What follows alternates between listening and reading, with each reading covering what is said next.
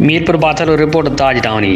हयात पिताभिय में आबादगारनि जो खुराक खाते जे गेट आॾो धरणो हणी वेही रहिया आहिनि। हुन मौक़े ते मशरल ॻोठाणनि मीडिया सां ॻाल्हाईंदे चयो त जेसीं ताईं असांखे बारदाणो न मिलंदो एसीं ताईं का बि गाॾी सेंटर में दाख़िल थियण न ॾींदासीं।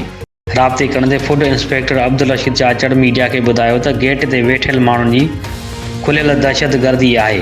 हिन चयो त वेठियल माण्हुनि हिकु दफ़ो बारदाणो वठी विया आहिनि, वरी ॿीहर मुतालबो करे रहिया आहिनि त बारदाणो ॾियो। असां असुल हक़दार आबादारनि खे सरेआम बारदाणो ॾेई कणक ख़रीद करे आहियूं। उन मौक़े ते मुख़्तलिफ़ आबादगारनि मशरल माण्हुनि मथां इल्ज़ाम लॻायो त उन्हनि सरकारी सेंटर जो गेट बंदि करे तालो लॻाए असांजूं कणक सां भरियल ट्रैक्टर ट्रालियूं नथियूं छॾियूं वञनि।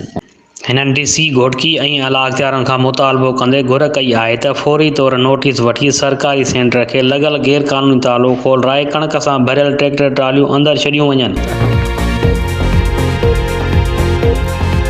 गुज़िरियल 2 ॾींहंनि खां हिते दरपदर आहियूं। असांजा ड्राइवर, असांजा हारी सभु हिते परेशान। तव्हां जीअं आया हुओ त जेके 100 ट्रालियूं बीठियूं आहिनि। साईं वारनि जो मौक़िफ़ आहे, साईं वारनि जो मौक़िफ़ अलाए जाइज़ आहे नाजाइज़ आहे। साईं वारा चवनि था पिया असांखे बारदानो न मिलियो आहे, लेकिन असांखे बारदानो हुकूमत जी पॉलिसी तहत नोटिफिकेशन तहत जेको हैदराबाद जे डायरेक्ट ज़ूम मीटिंग में नोटिफिकेशन कढियो उन मुताबिक़ असांखे 20% बारदानो मिलियो आहे। असां एग्री आहियूं।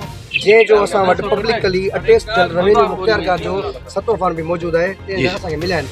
हाणे असांजो अर्ज़ु इहो आहे त असां जे लोड में लोड़ूं था, असांजा जेके आबादगार भाइर ड्राइवर भाई जेके बीठा आहिनि उहे तंग थियनि। उन्हनि जो अज़ालो आख़िर कंदो केरु? असांजो कमु रुकियल आहे, असां ते डबल किराया पवनि था। 2 ॾींहंनि खां असांजा ड्राइवर हिते बुख ते आहिनि, बदहाली ते आहिनि, उनखे को पुछण वारो कोन्हे। हिते हयात पिताफ़नि में को मानी जे होटल जी को सहूलियत न आहे।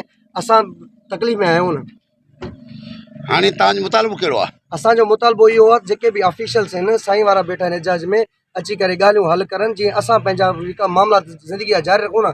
असांजूं 2-3 गाॾियूं अनलोड न थियूं, अंदरि गाॾियूं 20 बीठियूं आहिनि, सॼे कम में मुदाख़लत आहे, उहो कमु रुकियो पियो आहे। असां क्रिकेट में आहियूं, असां त आबादगार बीठा आहियूं न। असांखे मिलियो आहे, असांखे पंहिंजे हक़ ते मिलियो आहे, असांखे को एतिराज़ु कोन्हे। असांखे जेको असांजो हक़ हुयो सते फॉर्म ते असांखे मिलियो आहे। असांजो हाणे इहो अर्ज़ु आहे त असां हाणे कहिड़े लोड में बीठा आहियूं, असां लोड में बीठा आहियूं। असांजो त बारदानो इहो जेको असां कणक भराए आया आहियूं उहा त अनलोड थिए, असांखे टाइम सिर पंहिंजा बिल पास करायूं, असां पंहिंजा ज़िंदगी जा मामला रवां दवा कयूं। असांजो इहो मौक़िफ़ आहे त असांखे पंहिंजो जेको असांजो कमु आहे उहो हलाइणु न वञे। बाक़ी पुरअमन एजाज आहे, हर को करे, हर कंहिंखे हक़ आहे। पुरअमन एजाज जो हरगिज़ इहो मक़सदु न आहे फुड जा दरवाज़ा गेट तालनि खे ताला ॾियण न वञनि या गाॾियुनि खे बंदि कयो वञे, अंदरि खे ॿाहिरिनि खे अंदरि न वञणु ॾिनो वञे। इहो पुरअमन एजाज न थियो न। आबादगार त लोड़नि था न।